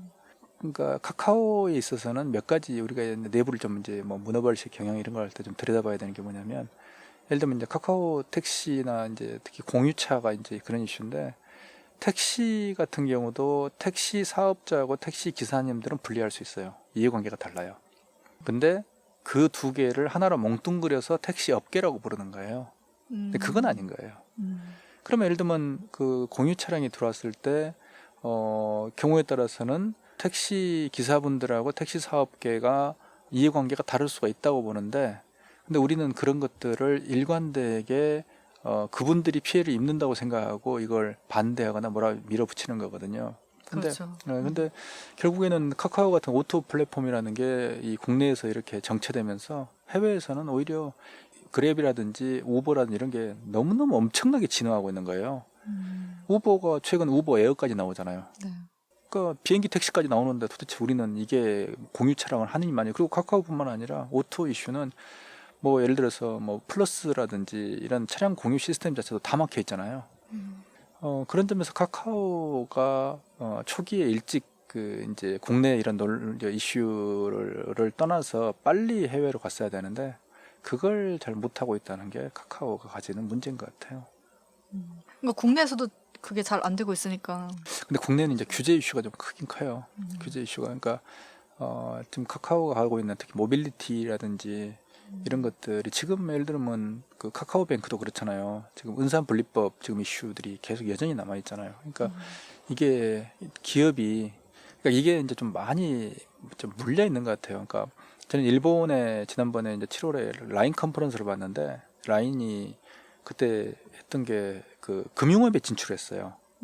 그 개인 자산 관리를 노무라 증권하고 제휴를 해서 그다음에 200개 이상의 신문사하고 제휴해가지고 이미 그 뉴스 앱을 만들고 하고 있어요. 여행업 들어오겠다고 발표했어요. 그때 여행과 금융업에 들어오겠다고 발표했고 AI 스피커를 기반으로 토요타하고 제휴하겠다고 발표를 했거든요. 근데 다음날 그래서 신문이나 방송을 유심히 봤는데 우리나라 같으면 여행과 금융에 들어오겠다고 생각하면 아마 난리가 났을걸요. 근데 일본은 라인 들어온대요. 라인이 새로 사업한다는데 어떻게 될지 좀 관심에 재미있는 아마 지켜볼 만한 재미있는 현안입니다라고 뉴스가 그러고 끝이에요. 그리고 해당 사업자들이 아무도 거기에 대해서 뭐 컴플레인하는 게 없어요. 그러니까 그게 뭐냐면 어쩌면 내 거 내가 잘하면 되지 예. 이런. 그러니까 시장 경제에 있어서의 각자 역할을 하는 거예요. 그러니까 근데 반대로 이제 우리 같은 경우는 카카오가 들어오는 업종마다 그게 이제 문제가 됐었고, 그러니까요. 근데 이런 것들을 보면서 한편으로 이런 거예요. 우리나라 기업들에 대해서 특히 이제 재벌들이 인식이 너무 안 좋다 보니까. 재벌들이 가지는 그런 어떤 재벌들이 보여준 행태에 대해서 그렇지. 너무나 우리가 기업에 대한 불신들이 큰 거예요. 그거랑 또 묶여가지고. 네, 묶여가지고 결국에는 이제 사실 재벌이라 하기도 좀 카카오 같은 경우는 네, 카카오는 재벌이라고 볼 수 없어요. 그냥 스타트업에서 IT 기업이잖아요. 근데 그런 점이 있고 그리고 이제 또 어떤 게 있냐면 결국에는 그 기존에 그러니까 우리가 좋건 싫건 그러니까 결국에는 정부라든지 특히 뭐 재벌 이제 이슈도 있지만 정부에 대한 신뢰도 우리가 많이 잃어버린 것 같아요. 그게 굉장한 비극이라고 저는 느껴요. 정부가 발표하는 것들을 믿지 않는다라든지, 그러니까 정부가 조정 기능을 많이 잃어버린 거예요. 예를 들면 그런 어떤 산업 간에 특히 카카오, 그러니까 공유 차량에 대한 이슈도 뭐냐면 구산업과 신산업의 충돌이거든요. 네. 근데 그거에 대해서 정부가 조정하거나 이런 기능을 잃어버리고 하지도 않는 거예요. 그리고 약간 정부가 구산업 쪽에 있는 것 같다는 인상을 많이 주긴 하거든요. 왜냐하면 선거 때문에 그래요. 특히 택시업계에서가 역시나 기득권. 선거에 미치는 영향이 굉장히 커요. 그렇기 때문에 택시업계를 거스를 수 없는 거예요. 그러니까 의사들을 거스를 수 없는 거와 똑같아요. 의사, 약사, 택시업계 이런 것들이 이런 쪽들이 굉장히 강한 거예요. 정치적 영향력이. 근데 그걸 아는 국민은 당연히 신뢰할 수 없겠죠. 그런 정보. 근데 거기서 이제 빠져 있는 게 소비자인 거예요. 소비자가 자기 보이스를 내야 돼요. 소비자가 보이스를 내지 않으니까 눈치도 네. 보지 않는 네. 이런. 뿐만 아니라 소비자 지금 어떻게 보면 공유 차량 같은 경우 소비자의 이 권리라든지 소비자들의 이익을 굉장히 심하게 침해하고 있는 거거든요. 근데 예를 들어서 출퇴근 시간 차 못 잡잖아요. 네. 근데 거기에 대해 소비자들이 문제제기 안 하잖아요. 왜 문제제기 안 할까요? 왜냐 어차피 예를 들면 이런 거죠. 출퇴근 시간에 전체 그러니까 카카오 택시 콜이 100개가 나오면 80개가 소멸해 버린대요. 못 잡고 20%만 맞아요. 커버가 네. 된대. 그러면 80%는 이게 공유차가 들어오면 되거든요. 그 시간대만. 그러니까. 근데 그런 거에 대해서 소비자들은 말을 안 쳐요. 그러니까 소비자들이 이 제품에 대해서 클레임을 가하고 뭐 소비자를 그런 문화가 좀 부족하긴 하죠. 우리는. 그런 걸 넘어서서 소비자들의 입장에서 사회가 어떻게 가야 되는지를 제가 볼 때는 말을 할 필요가 있다는 거예요. 근데 그런 중요한 논의에서 그게 빠져 있는 거예요. 그러니까 사실 카카오가 한다고 하는 많은 공유 같은 경우에도 뭐 택시는 약간 기존 업계랑 충돌하긴 하지만 뭐 미용실이나 카카오 헤어 이런 것도 그렇고 기존에 있는 것들을 연결해 주는 거잖아요. 예. 플랫폼을 통해서. 근데 카카오가 처음에 그러니까 그런 부분에 대해서 네. 제가 볼 때는 조금 실수했던 측면도 있다고 생각해요. 전략적으로. 전략적 구사를 할 때. 그러니까 카카오 플랫폼이라는 게 결국에는 그 위에 누구나 올라올 수 있게 해줘야 되는데 자기들이 그건 하나하나를 선별하는 과정. 아니요. 자기들이 다 하려고 그랬잖아요. 카카오 결국에는 헤어도 그렇고 이 카카오 뭐 메이드, 홈 메이드 이런 것도 그렇고 카카오가 자기가 플랫폼을 가지고 다른 어떤 플랫폼 사업, 조그만 플랫폼 사업자와 경쟁하려고 한 거예요. 그건 아니었다는 거죠. 그러니까 그 하나하나 업종의 플랫폼들이 예, 있는데 예. 그것들과 그걸 하나하나를 다 그냥 그 뭐냐 자기가 진출해서 네. 그걸 정리하려고 생각을 했잖아요. 근데 생각해보면 그건 아닌 거죠. 그 카카오톡 그 수많은 사용자를 기반으로 이제 그런 걸 차라리 해보려고 했다. 그럴 바에요. 카카오톡을 기반으로 해서 위챗처럼 하나의 이커머스라든지 이런 쪽으로 물론 위챗도 이커머스는 실패했거든요. 근데 그런 식의 어떤 새로운 어떤 비즈니스 가능성을 열어가는 게 훨씬 더 맞다고 볼 수 있는 거죠. 근데 그런 걸 하지 않고 계속 자기가 하나하나를 만들어가는 과정으로 갔잖아요. 근데 그건 아닌 거죠. 그래서 거기서 구산업의 그 이해 당사자들하고 계속 충돌이 일어났고 그게 정치적 이슈로 번져을 했잖아요. 네.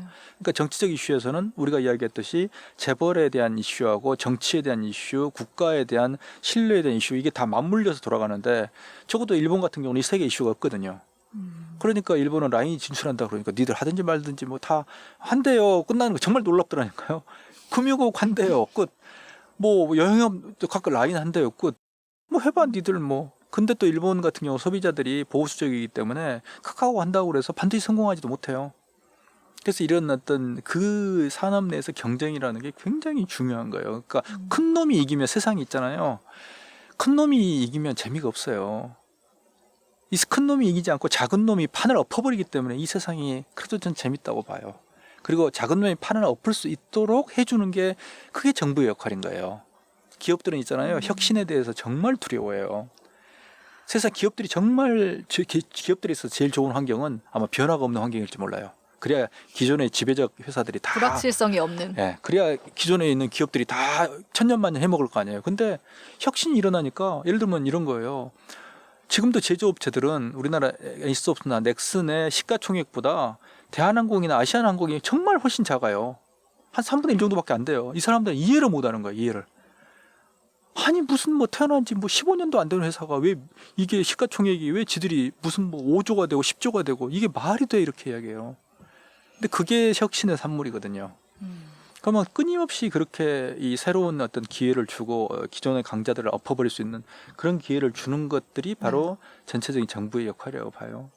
근데 심지어 정부가 약간 작은 놈의 편은커녕 큰 놈의 편을 들어주는 것 같이 보이기까지 하니까 네, 더더욱 불신하는. 보이는 그리고 특히 정부에 대한 불신은 세월호를 통해서 정말 극대화된 것 같아요. 이건 진짜 걱정이에요. 그렇죠. 정부가 객관적이고 공정할 수 있다는 이런 어떤 사람들의 믿음조차를 다 깨버렸기 때문에 그건 아닌 것 같아요. 그런데 정말 이 후유증이 오래 갈 거예요. 정부에 대한. 그래서 뭐 뭔가를 항상 정부가 발표하면 항상 우리는 토를 달고 비판하고 이런 데 대해서 우리는 굉장히 익숙해 있는 거예요. 그게 이제 과거에 역대 정권들이 남긴 정말 큰 죄악이에요. 심지어 재판까지 그렇잖아요. 이게 뭐예요? 이게 도대체 뭐예요? 국가의 총체적 시스템이 이게 뭐예요 도대체? 늘 패턴이 똑같았잖아요. 약간. 근데 그걸 그 피해는 반복하고 있었죠. 결국에는 그러니까 우리가 다음에 향후 우리가 100년을 살게 될 때 이건 정말 큰 문제라니까요. 왜냐하면 세상은 있잖아요. 향후 100년을 생각하지 않는 것 같아요. 나는 100년을 더 살 거가 아니기 때문에. 물론 저도 안 살거든요. 네. 안 살지만 그래도 누군가는 생각을 해야 되잖아요. 아마 우리 계약의 선각자들 뭐 김옥균이나 이런 사람들은 100년을 생각했을 거예요.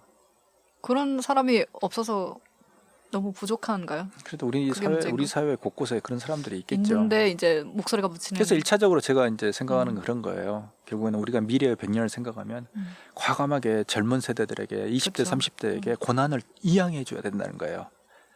제조업이건 IT건 과감하게 그러니까 중국처럼 내려와 줘야 되나. 중국은 정말 20, 30대들이라니까 스타트업 하는 애들뿐만 아니라 뭐 텐센트 뭐 이런 애들 보면 예를 들면 누구예요? 텐센트 그 대표 같은 경우 40대 중반인가 40대 초반이잖아요. 그런 식으로 그러니까 일단은 우리가 이제 나이로 따지는 건 조금 뭐 자를 수는 없지만 과감하게 밑으로 내려와 줘야 되는 거예요. 권한 유양을 해줘야 되는 권한, 책임과. 그게 곧 기득권의 내려옴을 의미하니까 그게 안 되는 거 아닌가요? 아유, 모르겠어요. 그래서 그냥 내가 하고 싶은데. 그런 것 같아요. 네. 그런 것 같아요. 100년은까지는 모르겠어 이거죠. 아유, 100년이 아니라 향후 10년이라도 지금 세상은 10년 후도 알 수 없어요. 우리가 생각해 보세요. 2008년에 2018년을 예측을 했나요? 2007년인가 8년에 아이폰이 나왔어요. 네. 아이폰이 나올 당시에 2018년 한번 생각해 보세요. 카카오톡을 생각했나요? 그 다음에 스마트폰 게임을 생각했나요? 아니면 우리가 뭐 배달 앱을 우리가 스마트폰 통해서 전화가 아니고 앱을 통해서 뭐 짜장면 주문을 해서 먹을 수 있다고 생각했나요? 그렇죠. 요즘은 제 집사람 보니까 굉장히 재밌는 이야기를 하는데 골목 상권의 가장 큰 라이벌은 골목 상권을 위축시키는 라이벌은 온라인 쇼핑몰이에요. 맞습니다. 예. 심지어 수박도 배달해서 네. 이 티몬 이런 데서 수박도 배달해서 저 한번 벨 누르기 나와봤더니 수박도 배달해 줬대요. 그래서 이거 다 문 닫게 해야 될 거야 그러고 저한테 이야기해 주더라고요. 이게 뭐예요 도대체. 근데 그 상황 속에서도 어쨌든 변화는 해온 거네요. 네. 변화가 되긴 되는 거니까. 그러니까 엄청난 변화가 2010년 동안에 변화했던 걸 생각해 보라는 거예요. 또 그렇게 변화할 수 향후 2028년을 수도. 생각하면 우리는 지금 예측할 수도 없잖아요. 근데 우리는 2028년에 한국이 어떤 상태일까요 과연? 제가 봤을 때는 아까 중국도 그랬다고 했듯이 젊은 사람들이 그러니까 기득권을 권한을 이양해 주기를 기다리기보다는 뭔가 좀 해야 하지 않을까. 근데 우리나라의 젊은이들은 또 무기력해진. 너무나 짓눌려 있어요. 네. 그럴 이제 힘이 남아 있지 않은 거죠. 수업 시간에 얼마나 고분고분하고 말 잘 듣는데요. 저희 너무 때는 안타깝다 정말. 저희 때는 물론 이제 학생운동 세대라 그랬는데 모르겠지만 교수한테 뭐라고 그랬는지 제가 스스로 그랬는데 교수님이 뭐에 대해서 이야기하길래 그건 말이 안 되잖아요 이야기했어요. 그건 교수님이 모르시는 거예요. 잘못 이해하신 것 같은데요, 이런 거. 예. 그 교수님이 제 말을 잘못 이해하시는 거예요. 아, 그때 정말. 근데 지금은 애들이 제가 했던 말에 대해서 반론을 맞아요. 제기하는 애들이 네네. 없어요. 그리고 그런 이야기를 심지어 질문도 안 해요. 그렇죠. 좀 에너지가 많이 없어진 것 같다는 느낌. 그러니까 뭐냐면 사회 전체적으로 취업이라는 이런 걸 통해서 애들을 너무나 심하게 놀린 것 같아요. 예를 들면 이런 거 아세요? 이게 철조망이나 이런 폐쇄된 공간에 쥐나 동물을 놓고요. 문을 열어놔요. 그럼 나오려고 하잖아요. 나오려고 할 때마다 전기 충격을 줘보세요. 아예 나올 생각을 안 하게 된다. 네. 문이 열려도 나오지를 못해요. 네. 자, 그럴 때 그게 그 속에 갇혀있는 동물이 잘못된 걸까요? 우리나라 지금 애들은 초등학교 1학년 때부터 대학교 4학년까지 16년간을 계속 그런 식으로 네. 엄마가 시켜주고 선생님이 가르쳐준 대로 학원이 가르쳐준 대로 16년을 달려왔어요. 갑자기 네 맘대로 해봐. 이게 될까요? 이게? 그건 또 그렇네요. 네. 그래서 그런 것들을 깨워주고 그래서 제 수업에서는 애들에게 처음에 정말 애들이 가르치려고 하는 게 뭐냐면 질문하는 거. 토론 중심으로 하려고 정말 노력을 해요. 실제로 제 수업은 플립러닝 하기 때문에 그러니까 수업 시간에 토론을 하거든요. 그리고 발표하거든요. 맞아요. 근데 그것도 처음에는 잘 안 돼요. 그러니까 자기 생각이 나는 대로 그냥 얘기만 하면 되는데 그것조차 아니요. 약간 장벽이 들어서 힘든 그리고 또 지금 애들이 내 생각이 틀린 게 아닐까 이런 검열을 하잖아요. 그리고 또 애들이 내가 참 서운한 게 뭐냐면 애들이 숨어서는 또 정말 돌 잘 던져요. 대표적인 게 댓글. 그걸 그냥 밖에서 못 하니까 억눌린 걸 푸는 근데 거죠. 이름을 걸고 하지도 않아요. 익명성을 가지고. 댓글은 익명이니까요. 네. 저는 그건 아니라고 생각해요. 자기 이름을 걸고 이야기해야 돼요. 이름을 걸게 하면 또 안 하겠죠. 안 해요. 근데 수업 시간에는 결국에는 그 자기가 손을 들고 자기가 질문하거나 의견을 이야기하거든요. 그래서 저는 그걸 굉장히 장려하는 거예요. 그런 약간 책임감에 대한 부담감도 좀 네. 있는 것 같기도 근데 하고. 그건 아닌 것 같아요. 왜냐하면 익명성 속에 숨어버리면 글로벌 사회를 끌고 가지 못해요. 글로벌 사회라는 것은 자기를 드러내고 맞아요. 끌어당기는 거거든요. 드러내야 되는데. 많은 얘기를 해봤는데 오늘 한국형 혁신의 길을 찾다의 저자 중앙대 의정현 교수님과 이야기 나눠봤습니다. 좀 어떠셨나요? 네, 재밌었어요. 사실 근데 평소에는 네. 다른 방송에서 이런 이야기 잘 못해요. 아까 삼성 뭐 이재용 씨, 뭐 이부진 이런 이야기는 그 위에 또 권한자가 있기 때문에 그런 거죠. 아니요, 그게 아니고 모르겠어. 오늘 이제 이야기하다 보니까 별 이야기를 다 했는데 다 나가도 괜찮은 거죠. 예, 괜찮은데 사실은 이런 이야기는 이제 개인적으로는 사람들에게 조금 해봤던 이야기들이긴 해요. 네. 근데 오늘같이 이런 식의 자리가 아니었으면 이야기를 공식적으로 안 했을 거예요. 굳이 할 필요도 없고 그다음에 컬럼이나 이런 것들이 굉장히 절제되고 정제돼서 나가요. 네. 그래서 이런 이야기를 그리고 굉장히 사실은 삼성 내에서 그런 이야기 하는 싫어하니까. 것도 그러니까 예민한 이야기예요. 네네. 굉장히 예민한 이야기 그런데. 근데 사실 틀린 얘기는 아닌 거잖아요. 그렇게 생각을 얘기할 수 있는 그렇게 거잖아요. 생각해 주시니까 그런 거죠. 근데 아니 근데 맞다 틀리다를 뭐 누가 어떻게 재단할 수 보면 있나요? 아니 근데 이런 거예요. 그런 것들을 예를 들어서 사람들이 근데 의외로 뭐가 있냐면요. 왜 삼성에 대해서 사람들이 교수들이 예를 들면 이런 거더라고요. 삼성에 대해서 지적하거나 비판하거나 이런 교수들은 몇 명 안 되더라고요. 그렇죠. 네. 맞아요. 그래서 굉장히 교수들이 거기에 대해서 피하더라고요. 일부러 피하는 것 같아요. 그러니까 조심스러워하는 예, 방송 쪽에서 하는 분들이 저한테 이제 그 이야기를 해요. 근데 그건 이제 방송국에서 싫어하니까 안 하는 거가 있는 거 아니에요? 다음에 안 불러줄까봐? 그것도 있어요. 한번 이 이야기도 필진에서 잘리셨잖아요. 필진에 잘린 뿐 아니라 방송에서 잘렸어요. 그러니까요. 그러니까 한번- 그것 때문인 거죠. 결국은. 제가 이재용 씨 구속이 기각됐을 때 뭐 아침 생방송에 제가 나갔거든요. 라디오로 그러니까 전화로 연결됐는데 생방이니까. 생방이니까 못 잘라요. 그러니까요. 근데 끝나고 난 다음에 절 잘랐어요. 제가 무전유죄 무전유죄를 이야기했거든요. 이재용 씨 구속 기각이 들고 로펌의 결국에는 그 호화 변호인단에 말아먹힌 거다 로직에 영장 그 재판부가 말아먹힌 거다라고 했더니 어쨌든 방송이 나가는 동안에 계속 그 기조로 이야기를 했는데 끝난 다음에 작가한테 전화가 왔어요. 작가한테 바로 전화가 왔어요. 뭐 작가한테 제가 별 문제 없었죠 그랬더니 문제 없으신 것 같대요. 근데 바로 한 1, 20분에 다시 전화가 왔어요. 그만 나오시라고요. 보도본부장이 내려와서 완전히 엎어놓고 갔대요. 저 교수 섭외한 놈이 누구야? 대박이다. 어떤 놈이 저런 또라이를 섭외해서 이 모양 이 꼴로 만든 거야. 21세기예요. 그게 박근혜 대통령이 탄핵되기 직전 전이었어요. 그래가지고 작가한테 전화가 와가지고 그 이야기를 전해주면서 하는 말이 당분간 좀 쉬셔야겠어요. 그래서 쉬었어요. 아니 당분간 진짜. 쉬었어요. 그래서 근데 그거에 개의치 않으신 거잖아요. 교수님. 아니 뭐 제가 네. 뭐 틀린 이야기 한 거 그거 아니죠. 뭐 못해서 네. 막 그러신 것도 아니고 그러니까 네. 그러니까 할 수 있는 건데 그거를 못해서 그러신 분들은 이제 조심하시겠죠. 뭐 그러겠죠. 그러니까 방송에서 제일 원하는 사람은 그런 거더라고요. 그냥 두루뭉실하게 듣고 싶은 말을 듣고 싶은 이제 말 이렇게 좀 지적으로 잘 포장해서 해주시는. 포장해서 해주는 거예요. 그래서 근데 올해 초에 복구를 1년 만에 복귀를 했어요. 1년 만에. 축하드립니다. 예.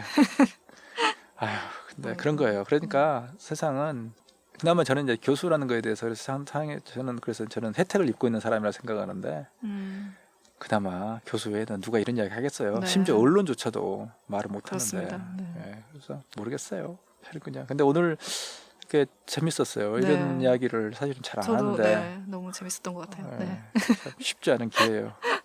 예, 그런 얘기를 하라고 이제 이런 플랫폼도 생겨난 거겠죠. 모르겠어요. 기성의 언론이 아니니까 예, 이건 그래도. 그러니까. 저희 낭독 중독 구독과 하트 꾹 눌러주시고요. 댓글 후기도 많이 남겨주세요. 팟빵을 통한 후원해주시면 더 좋은 콘텐츠 만드는데 큰 힘이 됩니다. 사연이나 책 추천, 각종 콜라보레이션 문의도 대표 메일 bestreading123gmail.com으로 보내주시면 감사하겠습니다. 네, 지금까지 오랜 시간 들어주신 여러분 감사하고요. 오늘도 책으로 독야 청청하세요. 청하세요. 청하세요. 청하세요. 청하세요. 청하세요.